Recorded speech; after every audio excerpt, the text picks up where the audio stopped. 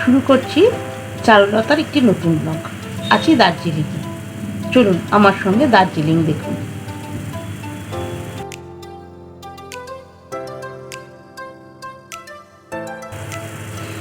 এবারে আমরা আছি রামাডাতে।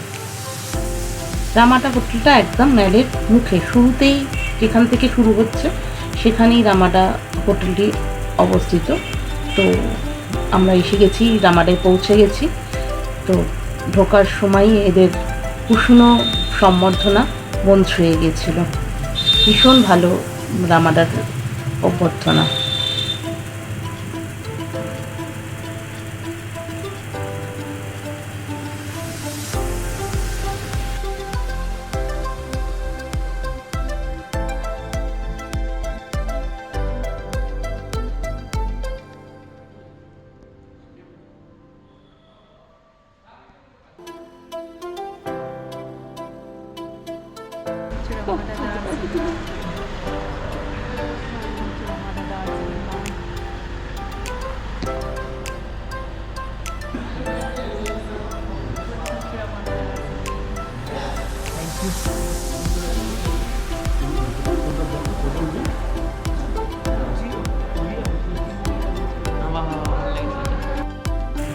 এরপরে আমাদের গরম উষ্ণ দার্জিলিং টি দিয়ে সাদর অভ্যর্থনা জানানো হয়। দার্জিলিং টিটা অসাধারণ ছিল ওয়েলকাম ড্রিঙ্কস হিসেবে। এরপর আমরা আস্তে আস্তে হোটেলে ঘরের দিকে এগোলাম।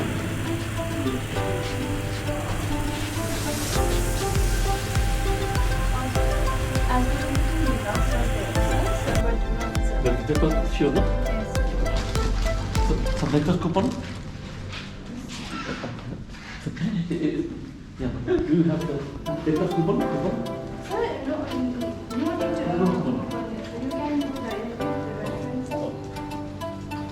How many floors? Fifth floor. This is third floor.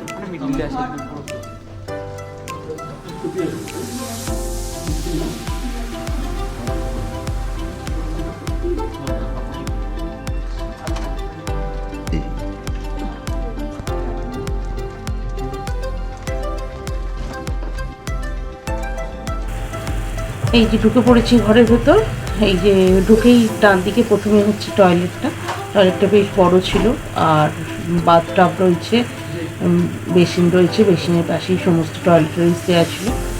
আর এদিকে রয়েছে কাপড়ের পাশে এখানে ওই লাগেজ বা জুতো রাখার জায়গা, আর এটা লকারও ছিল, যদিও দার্জিলিং খুব একটা দরকার পড়ে না। এই যে লকার, এই যে কাপড়ের ভেতরে জিনিস রাখার মানে প্রচুর স্পেস ছিল। এরপরে ঘরটা, এই যে ঘরটা বেশ ভালো ছিল, বড় ছিল সবচেয়ে বড় কথা, আর বেশ সুন্দর। সামনে তো ভিউ রুম ছিলই, আর এটা ঘরটা সত্যি খুব সুন্দর ছিল। ঘরের সঙ্গে ফ্রিজ দেওয়া ছিল, এছাড়া কী বলে কেটল ছিল, চা কফি টি কফি রাখার মানে করার সমস্ত আয়োজনও ছিল। রুমটির সঙ্গে সব কিছুই অ্যাটাচড। আর এই যে জানলা থেকে, এখান থেকে হচ্ছে ভিউটা। এখন মেঘলা হয়ে রয়েছিল, সেই জন্য এখান থেকে দেখা যাচ্ছে না, কিন্তু সকালবেলা পরিষ্কার কাঞ্চনজঙ্ঘা দেখা যাচ্ছিল।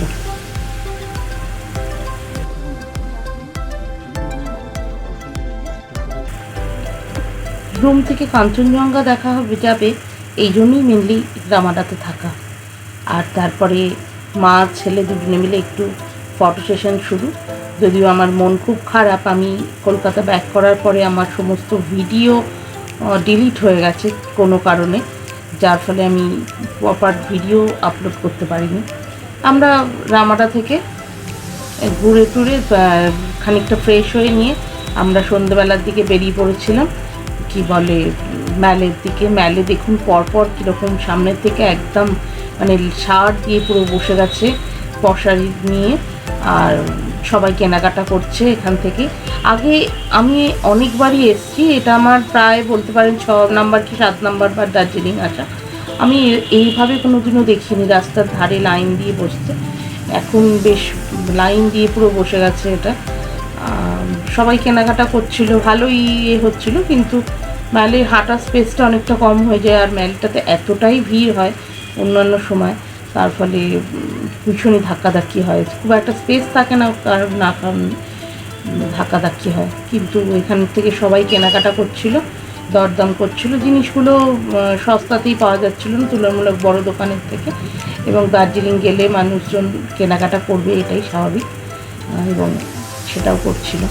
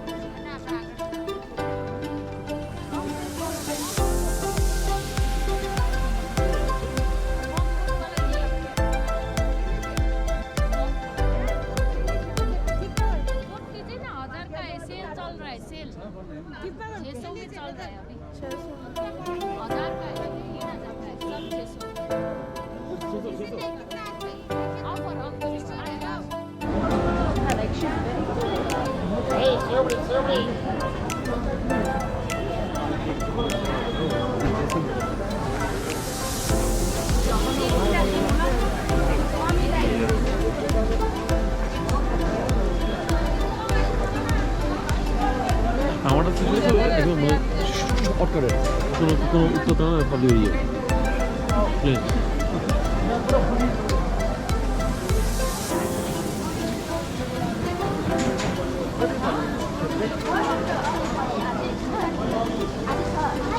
কত কি বসে গেছে ওখানে,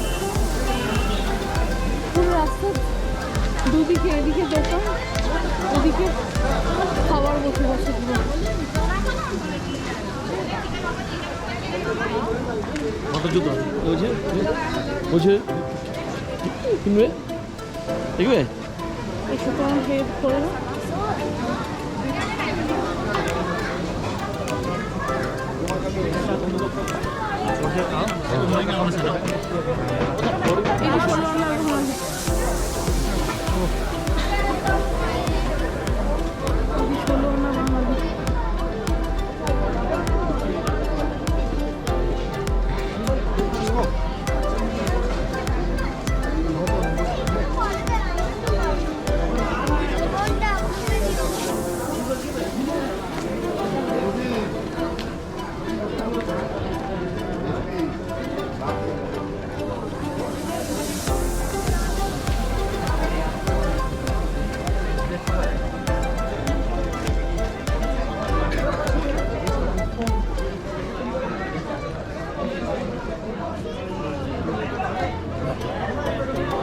মাথা উঠছে শুধু।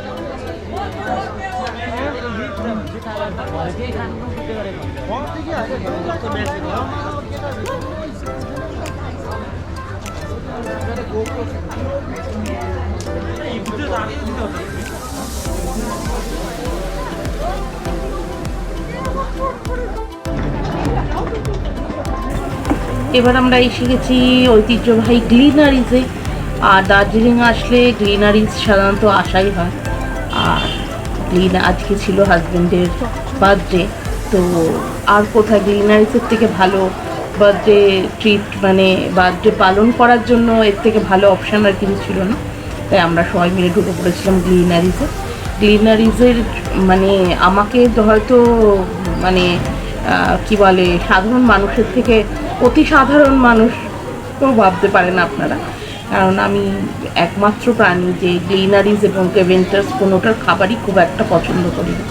আমাকে শুনলে মারবেন না প্লিজ, ব্লগটাকেও বয়কট করবেন না, আপনারা দেখতে থাকুন, আমি দেখাচ্ছি। যদিও হাজব্যান্ড এবং ছেলে তাদের পছন্দের খাবার এগুলো, এবং ওনারা তাই খাবে বলে এখানে আসা হয়েছিল, কিন্তু আমি একদমই পছন্দ করি না। গ্লিনারিজের কোনো খাবার আমার খুব একটা পছন্দ হয় না, এবং কেভেন্টার্সের খাবারও ভালো লাগে না, কেন জানি না, মানে আমি ব্যতিক্রম হয়তো, কিন্তু আমার মানে টেস্ট কোনো রকমভাবে এইগুলো আসে না। যাই হোক, আমরা এসে গেছি গ্লিনারিজে। এই গ্লিনারিজে আসবো, আর এখান থেকে এই ছবিটা তুলবো না, এটা তো হতেই পারে না। তো এখান থেকে দাঁড়িয়ে একটু নিচের ছবি তুলে নিলাম। সকালবেলার দিকটা যদিও বেশি ভালো লাগে এখানে, কারণ এখান থেকে পুরো প্রমিনেন্ট কাঞ্চনজঙ্ঘাটা পরিষ্কার দেখা যায় এই দিক থেকে। এবং কী বলে, আর পাহাড়ের ভিউটাও প্রচণ্ড ভালো আসে। তো কিন্তু আমরা সকালের দিকে আসিনি, রাত্রিবেলার দিকে এসেছিলাম, কেননা হাজব্যান্ডের জন্মদিন ছিল আর এখানে আমাদের জন্মদিন পালন করার ছিল, সেই জন্য। তো আমরা এখান থেকে কেক, প্যাটিস, পাফ এইসবই নেওয়া হয়, নিয়ে এখানেই কাটা হয়। যেহেতু আমি পছন্দ করি না, তাই ছোট কেকই নেওয়া হয়, খুব একটা বড় কেক এখান থেকে কেনা হয়, কেননা সেটাও তো আবার শেষ করতে হবে।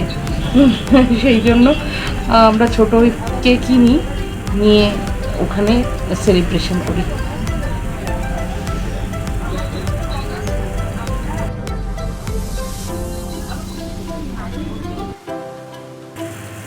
গ্লিনারিজ যাবো, আর গ্লিনারিজের সামনে এখানে ফটো তোলা হবে না, এটা তো মানে সমাজ আমাকে পাপ দেবে আর কি, ব্যাপারটা এরকম ব্যাপার। তো সেই জন্য এখানে দাঁড়িয়ে ম্যান্ডেটরি ফটো যেটা তোলা হয় সেটাও তুলে ফেললাম। তো এটা হচ্ছে বেরোনোর পরে তোলা হয়েছিল ছবিগুলো। তার আগে আমি দেখে নিন গ্লিনারিজে কী ধরনের খাবার আপনারা পেতে পারেন।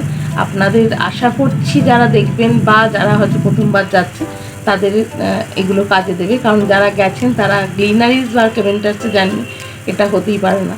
তো গ্লিনারিজে এই ধরনের হচ্ছে পাফ বা হচ্ছে প্যাটিস জাতীয় কিছু জিনিস পাওয়া যায়, আর প্যাস্ট্রি পাওয়া যায়। আর ফার্স্ট ফ্লোর, সেকেন্ড ফ্লোর যেগুলো উপরের দিকে আছে, নিচে বেসমেন্ট আছে, বেসমেন্টে হচ্ছে ওয়াইন শপ আছে, ওখানটা ড্রিঙ্কসের ব্যবস্থাও আছে। আর ফার্স্ট ফ্লোর, সেকেন্ড ফ্লোরে খাওয়ার ব্যবস্থা আছে, ওখানে আলাদা মেনু, ওখানে মেনু অর্ডার দিয়ে খেতে পারেন। এই যে হাজব্যান্ডের কেক চলে এসছে, ওই যে আমরা কেক জ্বালিয়ে এই কেকই কাটা হয়েছিল, ওখান থেকে ওনারাই ব্যবস্থা করে দিয়েছিলেন, একটা কী বলে লাইটার দিয়ে সাহায্য করেছিলেন। তো আজকে হাজব্যান্ডের জন্মদিন, তো ভালোভাবেই মানে কাটানো হলো সন্ধ্যেবেলাটা। আর এই যে নিচের ওয়াইন শপের ছবি, তারপরে ওখান থেকে আমরা ম্যালের সামনে চলে আসি। ম্যালটায় ঘুরতে বেশ ভালো লাগে। আর এই যে রেস্টুরেন্টটা দেখছেন, এই যে লাইট ঝলমল করছে, আমি নামটা ভুলে গেছি, ওখানেই তারপরে কিছু স্ন্যাক্স নেওয়া হয়েছিল, যেহেতু তার বার্থডে পার্টি চলছিল, সেই জন্য ওইখানে বসেই সে এনজয় করেছিল। আর ম্যালটা তো আমরা বরাবরই প্রচণ্ডভাবে ফিল করি আর কি, সবাই প্রত্যেকে দার্জিলিংয়ে ম্যাল ভালো লাগে না এরকম হতেই পারে না। তো এই যে বার্থডে বয়ের সেদিনকে একটু সন্ধ্যা যোগ আর কি চলছিল, তো আমরা এইভাবেই আজকের দিনটা কাটাই আর কি রাত্রি পর্যন্ত, তারপরে ডিনার করে হোটেলে ফিরে যাওয়া হয়। তো আজকের মতন ব্লগটা এখানেই শেষ করলাম। তো যদি ভালো লাগে তাহলে বেল আইকনটা প্রেস করে রাখবেন, আর সাবস্ক্রাইব করবেন, লাইক, শেয়ার, কমেন্টস তো একটু করেই দেবেন, মাস্ট। সবাই ভালো থাকবেন। আজকের মতন এখানেই শেষ করলাম। টাটা, বাই বাই, পরবর্তী পর্বের অপেক্ষায়।